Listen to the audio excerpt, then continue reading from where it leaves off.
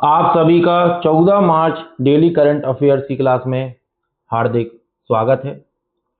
जैसा कि जो पुराने साथी मेरे हैं उन्हें सभी को पता होगा कि यहाँ पर मोस्ट इम्पॉर्टेंट करंट अफेयर के 21 एमसीक्यू कराए जाते हैं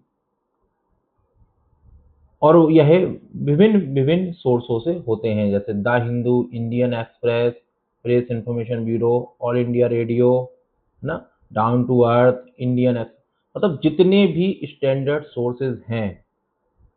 और उसके साथ ही सबसे महत्वपूर्ण बात इस क्लास की कि इसमें प्रीवियस ईयर क्वेश्चन, पिछले सालों के प्रश्न पत्रों को रीड करके, ध्यान करके कि किस टॉपिक से कितनी गहराई में जाना है, कितनी नॉलेज होना आवश्यक है और कौन सा टॉपिक ज़्यादा महत्वपूर्ण है, ये बहुत ध्यान रखने वाला विषय होता है। इसलिए कहा जाता है कि प्रीवियस ईयर क्वेश्चन को ध्यान से देखें। सेकंड चीज, इसमें सिलेबस को ही ध्यान में रखकर कार्य किया जाता है। कोई भी फालतू की चीजें इसमें ऐड नहीं की जाती हैं। ये क्लास 30 से 40 मिनट के बीच की होती है, इससे ज्यादा आपको यहाँ पे समय नहीं देना है, ठीक है। और जो साथी पुराने हैं वो जानते होंगे, मैं हमेशा कहता हूँ कि पढ़ने से ज्यादा कोशिश करिएगा कि आप प्रैक्टिस बेहतर करें। अब ये बात सुन सुन के जो हमारे पुराने साथी हैं वो तो बोर हो गए होंगे, पर जो नए साथी जुड़ रहे हैं उनके लिए बताना चाहूँगा कि जिस तरीके से आप करंट अफेयर पढ़ते हैं और या अपना बेसिक पढ़ रहे हैं, वो पैटर्न आपको अब छोड़ना होगा। वो पैटर्न पुराना हो चुका है कि जैसे कि आपने करंट अफेयर की डेली 1 से 1.5 घंटे आप क्या कर रहे हो, क्लास देख रहे हो। उससे आपने नोट्स बना लिए कि भाई ये टॉपिक करंट में थे, हमारे तो नोट्स अच्छे से तैयार हो गए, एग्जाम में अब यही नोट से आएगा, आराम से हम क्वेश्चन कर लेंगे। अब एग्जाम आपका है 300 दिन बाद, और 300 दिन में आपने नोट्स तैयार किए बराबर, मतलब आपने मान के चलिए कि 400 घंटे लगा दिए, कि 1 डेढ़ घंटे पर डे लगा तो 400 घंटे के समथिंग आपने लगा दिए। अब एग्जाम के 1 महीने पहले आपको ऐसा लगना शुरू हो जाता है कि यार मैंने तो इतनी पढ़ाई की थी पर मुझे आत्मविश्वास ही नहीं आ रहा है, मुझे चीजें हो ही नहीं रही। अब आपके अंदर क्या होगा, माइंड में चक्रव्यूह सा घूमेगा। फिर आप क्या करोगे, यूट्यूब पे जाना शुरू करोगे और क्या देखा शुरू करोगे, मैराथन, 1 साल की मैराथन क्लास करंट अफेयर की। क्या करोगे, टेस्ट सीरीज उठा लाओगे, कम से कम 30-30 टेस्ट सीरीज लगाओगे, उसमें भी कुछ याद नहीं होने वाला। मतलब आप भटक रहे हो, कुछ भी कहकर आप क्या कर रहे हो, मिसमैच होते जा रहे हो ऐसे ऐसे। और आत्मविश्वास जब एग्जाम हॉल में जाओगे बिल्कुल कितना होगा, 0%। अब इस क्लास का फायदा क्या है, जो शिव शक्ति ग्लोबल लर्निंग में चलाई जा रही है, ये स्मार्ट अप्रोच। इसमें स्मार्ट अप्रोच क्या है कि करंट अफेयर तो मैं भी ऐसा पढ़ा दूं कि भाई, पहले मैं पढ़ाता भी था कि नोट्स बनवाना, चीजें करना। फिर इस पे विचार किया गया है कि क्यों ना बच्चों को 21 एमसीक्यू पर डे कराए जाएं, तो इस हिसाब से वो करीब 6000 से ऊपर एमसीक्यू बच्चा कर लेगा, वो भी करंट अफेयर के क्वेश्चन। उसके एग्जाम में यूपीएससी में आना है 100 और पीसीएस में आना है 150, और प्रीवियस ईयर क्वेश्चन को ध्यान में रख के कराए जाते हैं। तो बच्चा इतना कंफर्ट जोन में आत्मविश्वास फील करेगा, यहाँ 50 प्लस करेगा, यहाँ पे क्या करेगा, 85 प्लस करेगा। तो वो कंफर्ट जोन में आ चुका होगा, बढ़िया अच्छे से आत्मविश्वास उसको आ चुका होगा कि नहीं यार, मैंने हर टॉपिक पे क्वेश्चन की प्रैक्टिस कर रखी है, हर क्वेश्चन को अच्छे से पढ़ रखा है, और उसकी व्याख्या भी मैं अच्छे से पढ़ता था, मैंने 1 से 2 बार उस क्वेश्चन को किया भी हुआ है। अब क्या होगा कि जो लास्ट में आके आप टेस्ट सीरीज का सहारा ढूंढते हो ना, ये नहीं ढूंढना पड़ेगा। क्यों, क्योंकि आप रोज पर डे टेस्ट सीरीज कर रहे हो 21 एमसीक्यू की।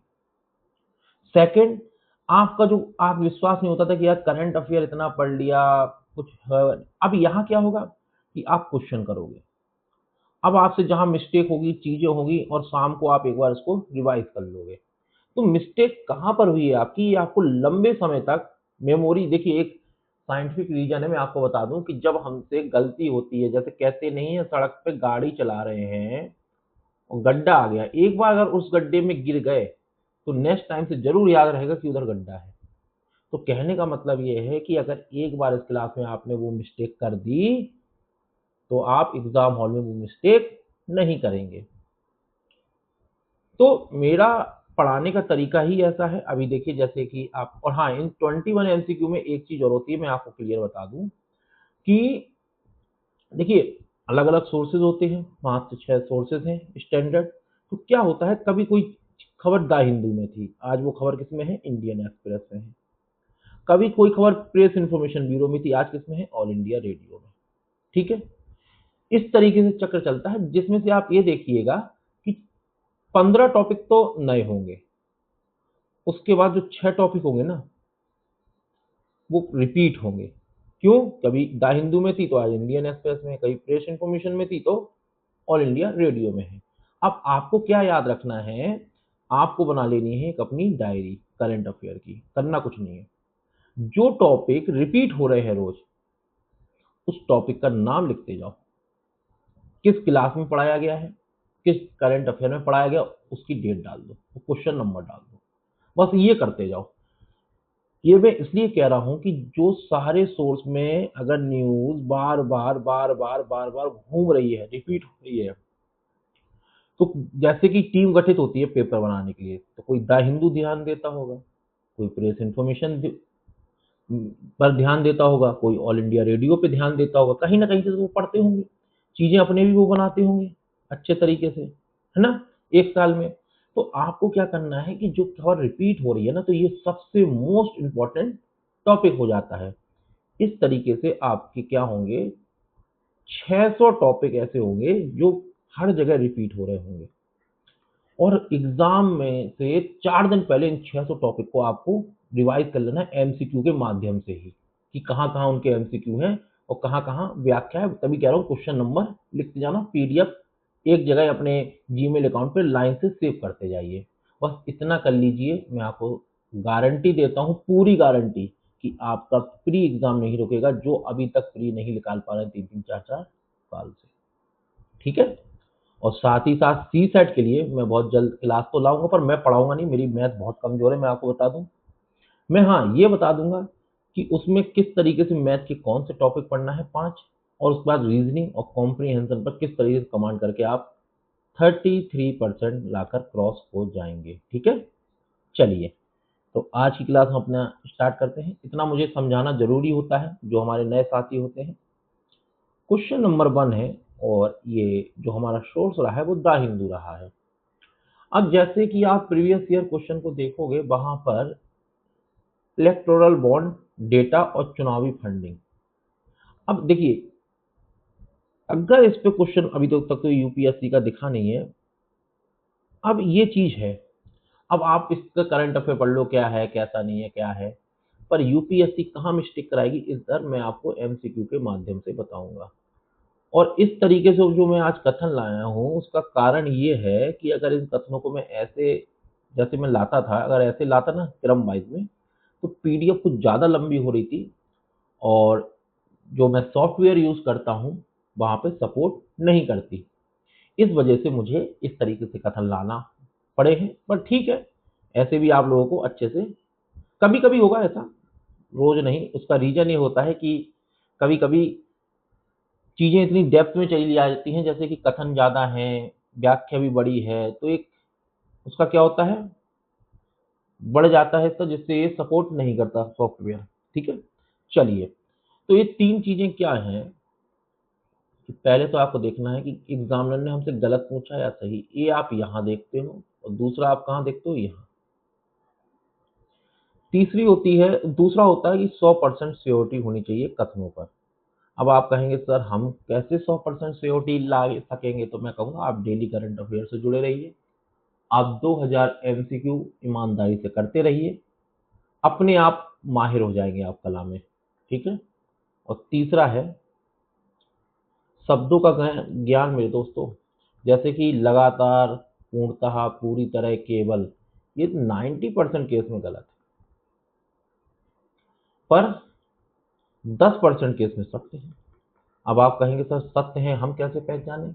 मैं कहूँगा आप मेरी क्लास में जुड़े रहिए, 10% को 100% कवर किया जाता है। कोई भी केवल सभी पूर्णता अगर सही है तो मेरे क्लास के माध्यम से उसे कवर कर लिया जाएगा, बस आप याद कर लेना। चलिए क्वेश्चन नंबर 1, अब पढ़िए अच्छे से, सारी चीजें अब हम बता चुके हैं, बताइए इसका आंसर। हमसे पूछा है यहाँ पर सही और इलेक्टोरल बॉन्ड डेटा और चुनावी फंडिंग के विषय में, ठीक है। चलिए भारत में राजनीतिक, देखिए एक पेंसिल जरूर लेके जाइएगा एग्जाम में, वैसे पढ़िए। भारत में राजनीतिक दलों को मिलने वाली सभी, देखो सभी आ गया, चंदे का विवरण सार्वजनिक करना अनिवार्य है, चाहे राशि कितनी भी हो। अभी देखिए मैं क्यों कहता हूँ पेंसिल लेके जाओ, और जिस तरीके से बचपन में एक चीज सिखाई गई थी ना, अंडरलाइन करके पढ़ना, पर ये बहुत से लोग भूलते जा रहे हैं। इससे क्या होता है कि हम जो एक अधिकारी का गुण होने चाहिए, जैसे कि मान के चलो आपको 300 से 400 फाइल साइन करनी है पर डे, तो आपकी सूक्ष्म दृष्टि कैसे विकसित होगी? तो ऐसे ही अंडरलाइन करके पढ़ोगे, शब्दों को पढ़ोगे, चीजों को समझ जाओगे। तो यूपीएससी में भी क्या हो रहा है, साइकोलॉजी के हिसाब से जब पेपर बन रहे हैं तो वहां शब्दों से आपसे खेल जा रहे हैं, पर आपकी जल्दीबाजी की जो परंपरा है पढ़ने की, आप लर्निंग बेस्ट नहीं करते हो, जिस तरीके से क्या होता है आती हुई चीज भी गलत कर देते हो। अब जैसे मैंने इसको अंडरलाइन किया, मैंने देखा सभी और अनिवार्य। अब मैंने जिस तरीके से अपनी पढ़ाई की है, या जैसे आप यहाँ पढ़ रहे हो, जैसे एक बार मैं आपको यहाँ बता दिया कि सभी चंदे का विवरण सार्वजनिक करना अनिवार्य नहीं है, ये बात गलत है। अब मान के चलिए एग्जामिनर ने ऐसे ही दिया कि सभी चंदों का अनिवार्य है, तो क्या आपसे अब गलती होगी? यही होता है, प्रैक्टिस का मतलब ही यही होता है कि जिंदगी में अब आपको कोई भी क्वेश्चन में ये लाइन लिख देगा ना चुनावी फंडिंग के विषय में, आप उसे क्या करोगे? गलत ही कर दोगे, क्योंकि एक बार आपने एमसीक्यू में देख लिया है। हाल ही के सुप्रीम कोर्ट के फैसले के बाद दानदाताओं की पहचान और बॉन्ड की राशि का मिलाना मिलान करना अब संभव हो गया है। हाँ, संभव हो गया है। जन प्रतिनिधित्व अधिनियम 1951 की धारा 29C के तहत केवल, देखो किधर से आया, केवल सर 2000 से कम के चंदों को ही अनाम रखा जा सकता है। 2000 बताइए कितना है? ये बात भी गलत है। तो कथन हमारा दूसरा सही है, 1 और 2, बी बी ऑप्शन इसका बिल्कुल करेक्ट है, केवल 2। इस तरीके से एमसीक्यू करना है। अब देखिए जैसे कि सभी, अनिवार्य, केवल और 2000। अब मैंने यहाँ पे आपको एक एमसीक्यू कराया, आपने देखा कि इन इन शब्दों के कारण ये कथन गलत हुए हैं, इनमें 100% श्योरिटी नहीं रही है। अब इन कथनों को जिंदगी में नहीं भूलना है तो क्या करोगे, क्या करना है? आपको जाना है व्याख्या का, ठीक है। अब व्याख्या को अच्छे से पढ़ना है। देखो कैसे, एक पहली मैं अच्छे से पढ़ के बताता हूँ, फिर तो मैं आगे आपको कहूंगा कि आप लोग पढ़िए। सुप्रीम कोर्ट ने इलेक्टोरल बॉन्ड योजना को क्या किया है? कथन एक गलत क्यों है? क्योंकि पहले क्या था, बाद में क्या किया कि चंदे को सार्वजनिक करना अनिवार्य नहीं था, ठीक है। कथन 3 गलत है क्योंकि धारा 29C के तहत कितना से अधिक चंदे की रिपोर्टिंग अनिवार्य थी, लेकिन बॉन्ड योजना ने इसे बदल दिया था। कथन 2 सही है क्योंकि वर्तमान में डेटा सार्वजनिक होने से दानदाता और दल का मिलान संभव है। अब आपने व्याख्या भी अच्छे से पढ़ ली 1 से 2 बार, मैं जानता हूं कि एक बार में समझ में नहीं आएगी, दूसरी बार पढ़ लो, फिर तीसरी बार एक बार खुद एमसीक्यू कर लो ये वाला। अब बताओ, अब चुनावी फंडे में क्वेश्चन पूछा जाएगा, गलत करोगे? कभी नहीं करोगे, है ना। इसी तरीके से पढ़ना है बस मेरे साथियों, इसी तरीके से पढ़ना है, यही स्मार्ट अप्रोच है। इसके बाद देखना मैं मेंस के भी 6 से 7,000 क्वेश्चन की आंसर राइटिंग कराऊंगा इस चैनल पर वो कब होगी? जब आप लोग अपना सहयोग प्रदान करिए, क्योंकि देखिए फ्री ऑफ कॉस्ट मैं आपके लिए सब कुछ तैयार करने को, मैं सब कुछ तैयार कर रहा हूँ आप लोगों के लिए स्मार्ट अप्रोच से। तो आप लोगों का सहयोग क्या है कि इस चैनल का लिंक या क्लास का लिंक आप अपने टेलीग्राम जितने ग्रुप हैं, इंस्टाग्राम, फेसबुक, हर जगह फैला दो और अधिक से अधिक कम समय में इस चैनल को ग्रो करा दीजिए। मतलब सब्सक्राइबर अधिक से अधिक बढ़वाना है, ये आप लोगों की जिम्मेदारी है। जब ये अधिक से अधिक हो जाएंगे, मेरा आत्मविश्वास, देखो मुझे भी तो आत्मविश्वास चाहिए कि नहीं यार मैं पढ़ा रहा हूँ तो ये स्मार्ट अप्रोच मेरे साथियों को पसंद आ रही है, तभी तो मैं आगे का कार्य करूंगा, है ना। तो ये आपके ऊपर छोड़ता हूं। चलिए क्वेश्चन नंबर 2। अब देखिए जैसे क्वेश्चन नंबर 2 है तो इसको अपनी एक डायरी जो बनाओ ना, उसमें पक्का इस लिख ही दो यार, इस योजना को लिख दो। क्योंकि मैं देखा हूं कि मैंने इस हफ्ते आपको, जैसे आज छठा दिन है करंट अफेयर का, ठीक है, और ये योजना 4 बार आ चुकी है। बात सोचिए, आज कहाँ आई है, पीआईबी में आई है। तो इस योजना को तो ना कोई क्वेश्चन गलत करेगा, मैं पहले बता रहा हूँ, गलत मत करना। जो साथी बराबर पढ़ते आ रहे हैं गलत कर रहे हो तो फिर तो यार ईमानदारी से पढ़ाई नहीं कर रहे हो, ठीक है। प्रधानमंत्री सूर्य घर मुफ्त बिजली योजना, बताइए, बार बार बताया हूं, ये पहले अंडरलाइन लो, बहुत इंपॉर्टेंट चीज है ये। ये देखो, ये मैंने पिछले एमसीक्यू में भी कहा था, ऐसे ही सेम लाइन थी, सेम वही है, ये नई लाइन है।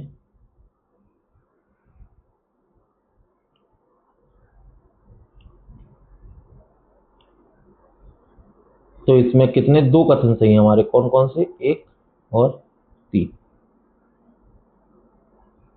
इसका भी क्या है आंसर, बी ऑप्शन इसका बिल्कुल सत्य है, ठीक है। बाकी एक बार इसको, व्याख्या को आप अच्छे से पढ़िएगा।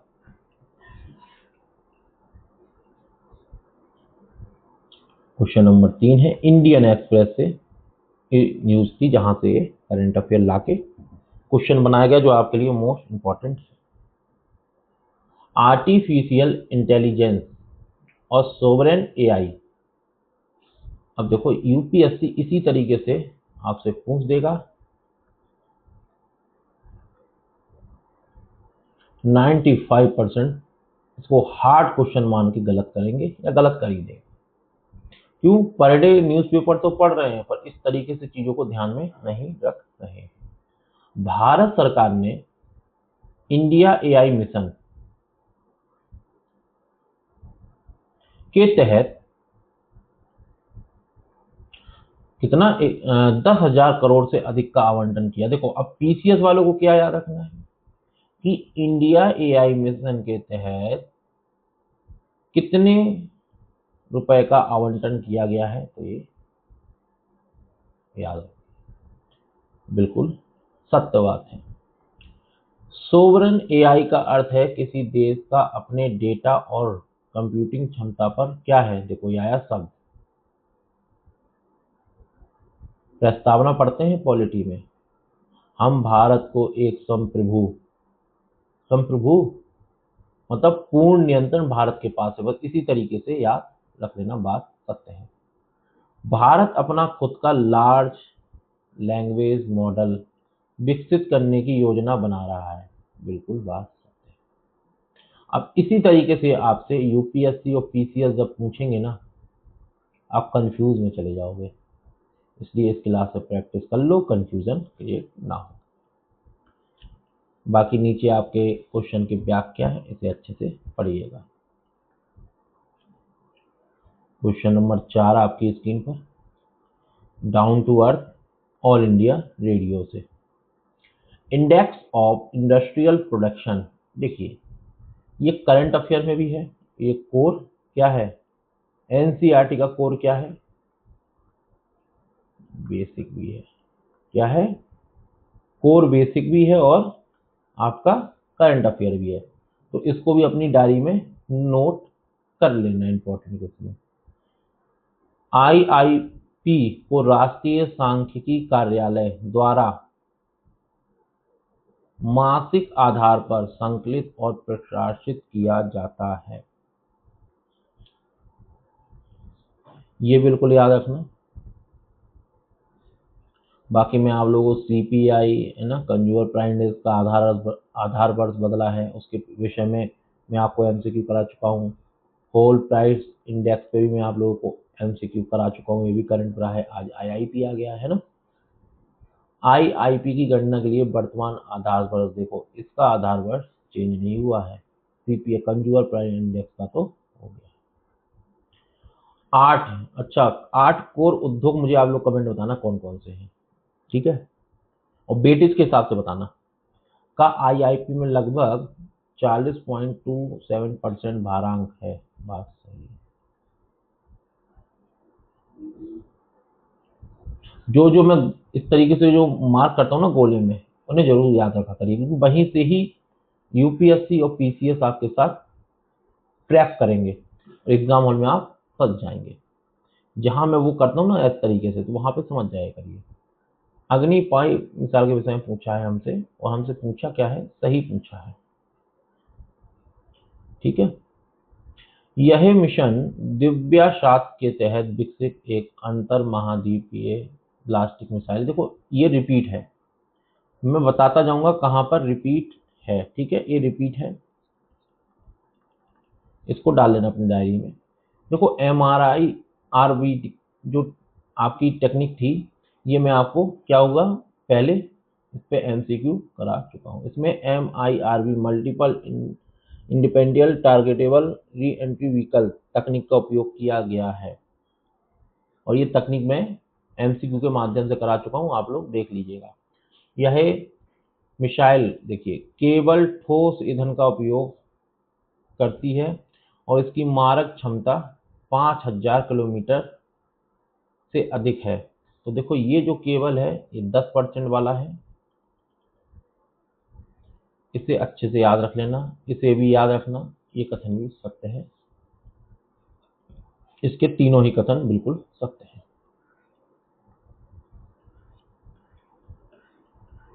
क्वेश्चन नंबर 6 आपकी स्क्रीन पर, राष्ट्रीय हरित हाइड्रोजन मिशन, इसको भी डाल लेना, ये भी रिपीट है, ठीक है। बताइए इसका आंसर। इसका लक्ष्य 2030 तक भारत में कम से कम 5 MMT की हरित हाइड्रोजन उत्पादन क्षमता विकसित करना है। हरित हाइड्रोजन का उत्पादन प्राकृतिक गैस के, देखो अब मैंने आपको पहले बता दिया कि प्राकृतिक गैस से नहीं, इसका जो है इलेक्ट्रोलिसिस विधि के माध्यम से किया जाता है, ठीक है, प्राकृतिक गैस से नहीं।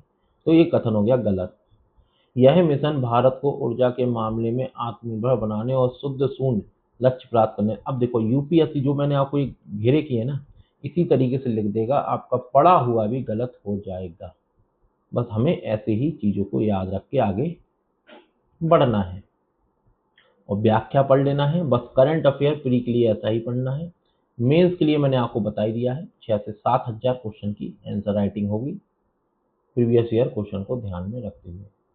खबर है इंडियन एक्सप्रेस में, वहां से क्वेश्चन को बनाया गया है।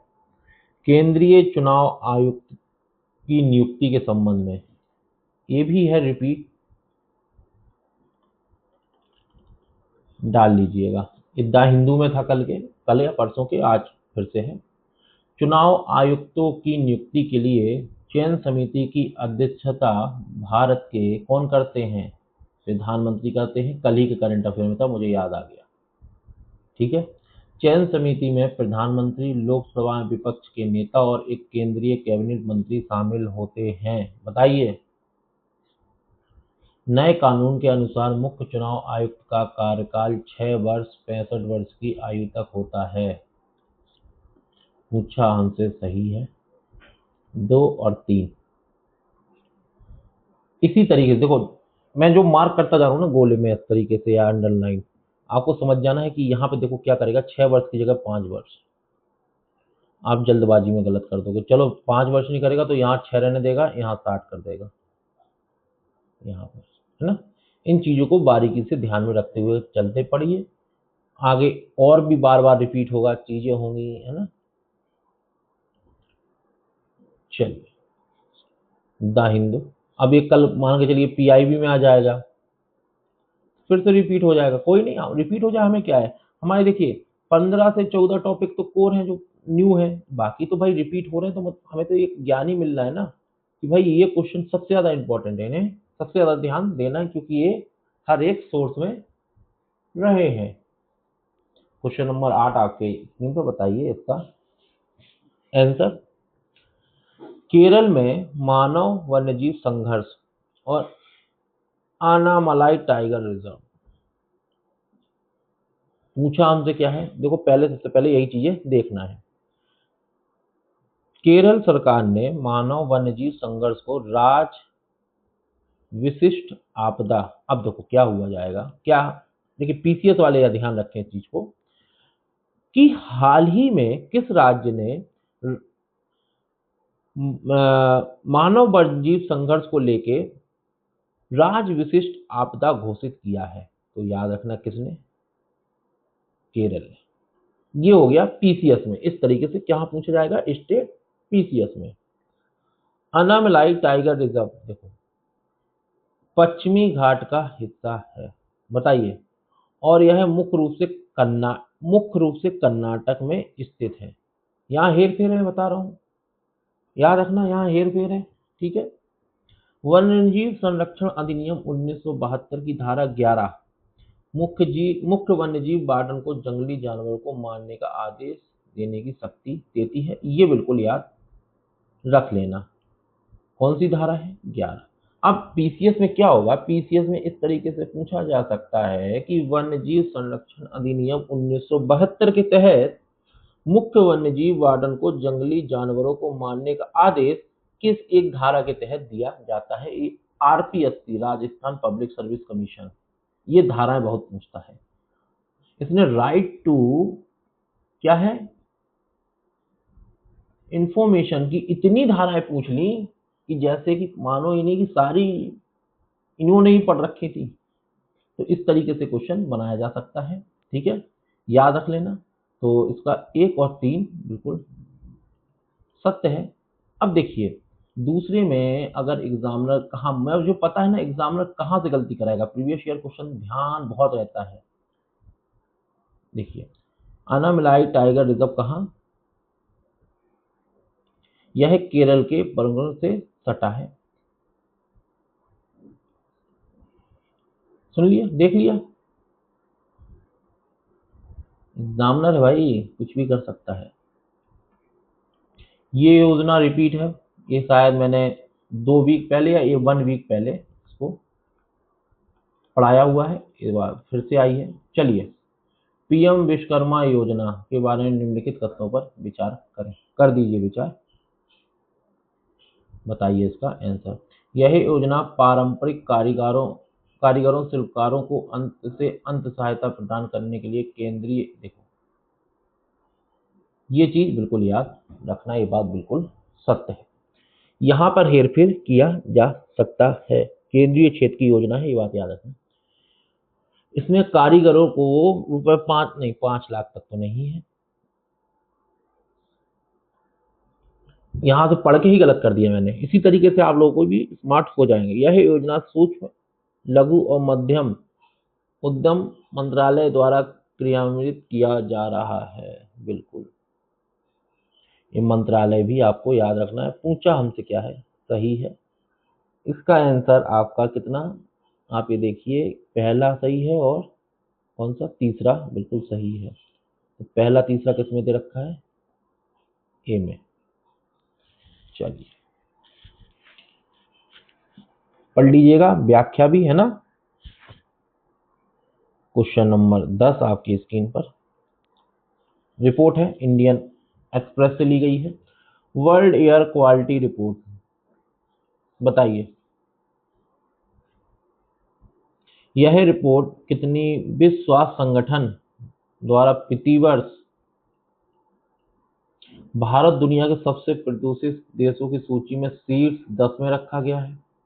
अब देखो पीसीएस वाले क्या कर सकते हैं कि वर्ल्ड एयर क्वालिटी रिपोर्ट में भारत को दुनिया के सबसे प्रदूषित देशों की सूची में किस स्थान पर रखा गया है, 10, 11, 12, 14 इस तरीके से पूछ सकते हैं, है ना। तो याद रखना पार्टिकुलर मैटर 2.5 सांद्रता के आधार पर मध्य और दक्षिण एशिया में सबसे प्रदूषित क्षेत्र हैं।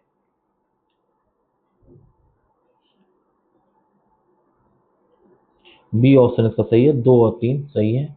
अच्छा, अब ये देखिए कि आपका पहला कथन क्यों गलत है।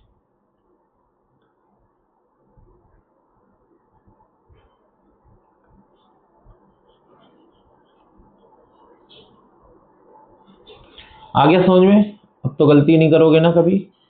ठीक है, चलिए। अनुच्छेद 324 चुनाव आयोग। चुनाव आयोग की स्वायत्तता बताइए। Question number 11। संविधान में चुनाव आयुक्तों की योग्यता का स्पष्ट उल्लेख किया है? बिल्कुल नहीं किया है। मुख्य चुनाव आयुक्त को उसी प्रक्रिया से हटाया जा सकता है जैसे सुप्रीम कोर्ट के न्यायाधीश को। बात तो सत्य है। अच्छा ये बताओ, सुप्रीम कोर्ट के न्यायाधीश को कैसे हटाया जाता है? कुछ पता है कि नहीं?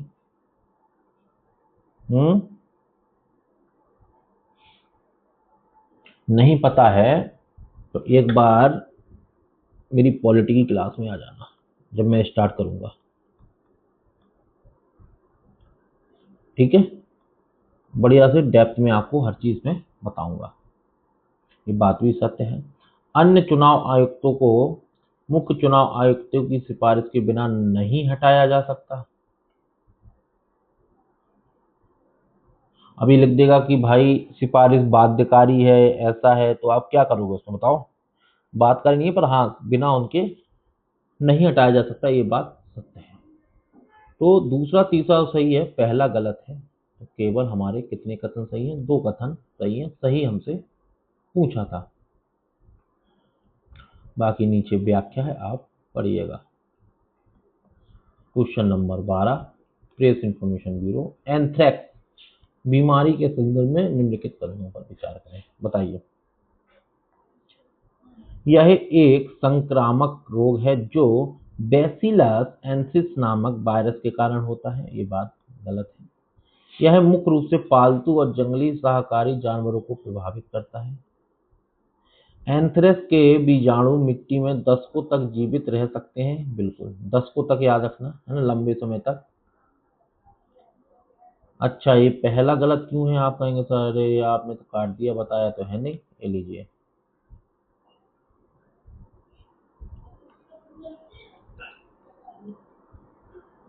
आगे समझ में?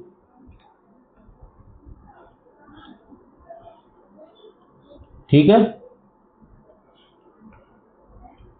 क्वेश्चन नंबर 13 इंडियन एक्सप्रेस से।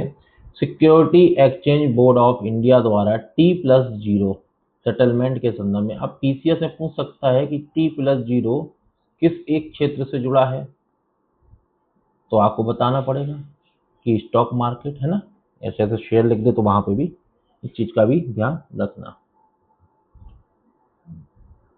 इसका अर्थ है कि स्टॉक मार्केट में शेयरों की खरीद बिक्री का निपटान के साथ क्या उसी दिन हो जाएगा। अब इसमें क्या लिखेगा कि T+0 का मतलब है कि सोमवार को हो जाएगा। एक दिन डाल देगा, सोमवार नहीं डालेगा तो लिख देगा कि एक दिन बाद हो जाएगा, बाद लिख देगा, ठीक है? या ये लिख देगा कि एक दिन पहले हो जाएगा। इसी तरीके से आपको गुमराह करने का एग्जामिनर काफी कार्य करेगा, पर उसी दिन बात बिल्कुल सत्य है। वर्तमान में भारत में T+2 सेटलमेंट साइकिल अनिवार्य नहीं, अनिवार्य रूप से लागू। भारत दुनिया का पहला देश होगा जो वैकल्पिक आधार पर T+0 सेटलमेंट शुरू करेगा। देखो इस तरीके से याद रखना कि भारत वह पहला देश है, ये बात बिल्कुल सत्य है, ठीक है? और ये इम्पोर्टेंट मैं कहूंगा कि यूपीएससी और पीसीएस वालों के लिए इम्पोर्टेंट है बहुत ज्यादा। पेंच टाइगर रिजर्व जो हाल ही में डार्क स्काई पार्क के रूप में कहाँ स्थित है बताइए? यह मुख्य रूप से महाराष्ट्र और मध्य प्रदेश राज्यों से फैला हुआ है। यह यूनेस्को के बायोस्फीयर रिजर्व नेटवर्क का हिस्सा है। रुद्रायण किपलिंग की जंगल बुक इसी क्षेत्र, अब देखो आपसे ये सब पीसीएस वाले याद रखेंगे, कौन पीसीएस वाले, कि हाल ही में रुद्रायण वो जंगल बुक किसके द्वारा लिखी गई है, तो आपको ये याद रखना है, रुद्रयार्ड किपलिंग। ठीक है, इसके तीनों ही सत्य हैं, ऑप्शन सी सभी तीन।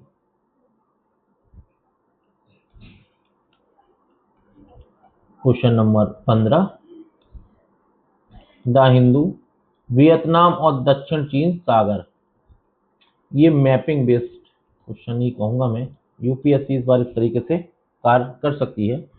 भारत और वियतनाम के बीच पारस्परिक रसद सहायता समझौते पर हस्ताक्षर किए गए, हाँ किए गए।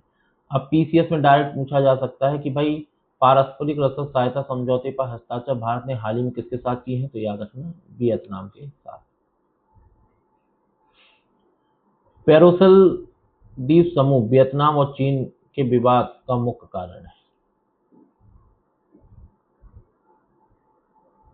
वियतनाम क्वाड, देखो क्वाड समूह का नहीं है, क्वाड में कौन कौन है, भारत, अमेरिका, ऑस्ट्रेलिया और जापान, तो ये वियतनाम तो इसका नहीं है, इस तरीके से भी याद रखना।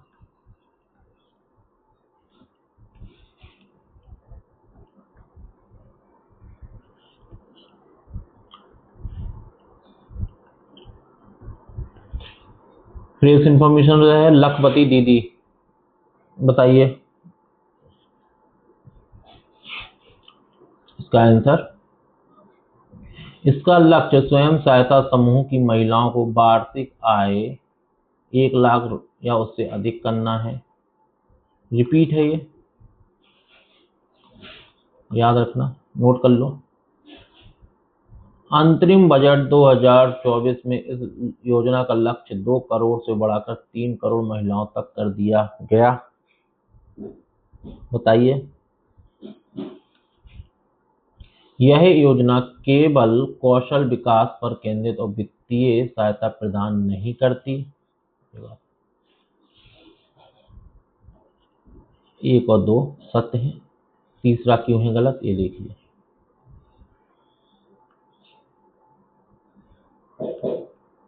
क्वेश्चन नंबर 17, रिपीट, समान नागरिक संहिता, बताइए इसका आंसर। उत्तराखंड यूसीसी विधेयक पारित करने वाला स्वतंत्र भारत का पहला, देखो ये बात रखना, स्वतंत्र भारत का पहला, कई बार बता रहा हूँ, गोवा जो है वो पुर्तगालीज के समय से ही था, पर स्वतंत्र भारत का पहला उत्तराखंड एक करंट अफेयर में काफी रहा है। संविधान का अनुच्छेद 44 राज्य के नीति निर्देशक सिद्धांतों के तहत, हाँ बिल्कुल बात सही है। यूसीसी लागू होने से अनुसूचित जनजातियों की पारंपरिक प्रथाएं नहीं, इनको अलग ही रखा गया है कि उनकी पारंपरिक परंपराएं सही तरीके से रहें। ठीक है, 18,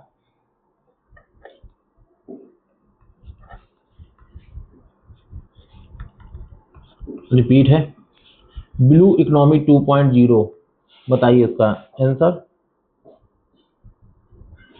इसका उद्देश्य तटीय पारिस्थितिकी तंत्र के पुनरुद्धार और संरक्षण को बढ़ावा देना है। बजट 2024 में एक्वाकल्चर और समुद्री उत्पादों के लिए एकीकृत पार्कों की स्थापना की बात की गई है। सागरवाला परियोजना इस रणनीति का हिस्सा नहीं है।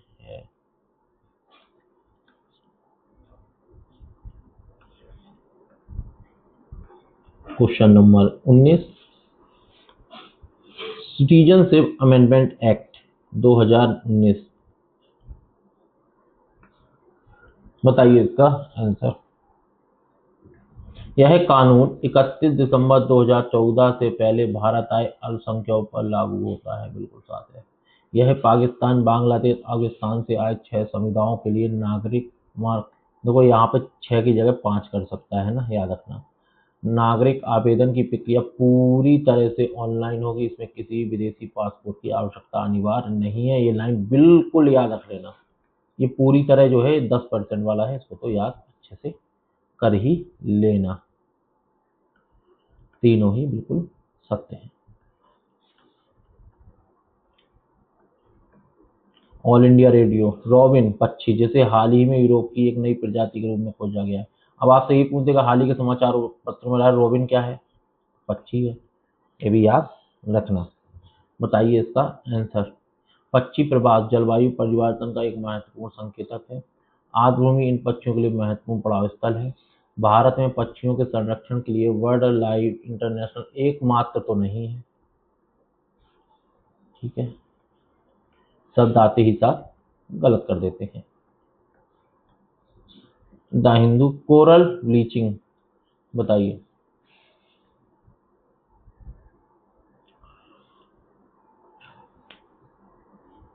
समुद्र की सतह के तापमान में वृद्धि कोरल ब्लीचिंग का प्राथमिक कारण है। प्रवाल और जूजैंथले के बीच एक सहजीवी संबंध होता है। ब्लीचिंग का अर्थ है कि प्रवाल तुरंत मर चुके हो, तुरंत तो नहीं, शब्दों का गेम है, शब्दों से आपके साथ खेला जाता है। क्लास कैसी लगी आप लोग बताइएगा, लाइक करिएगा, कमेंट जरूर करिएगा कि आप कहाँ से पढ़ रहे हैं, किस सिटी से पढ़ रहे हैं, तो मुझे ही पता हो कि मेरे साथी कहाँ कहाँ से जुड़ रहे हैं इस चैनल के माध्यम से, है ना। और इसको अधिक से अधिक शेयर करिए। जैसा कि मैंने आप लोगों को बताया है कि बहुत जल्दी मेंस की क्लास शुरू करूंगा, अगर आप लोगों का सहयोग बना रहा। धन्यवाद।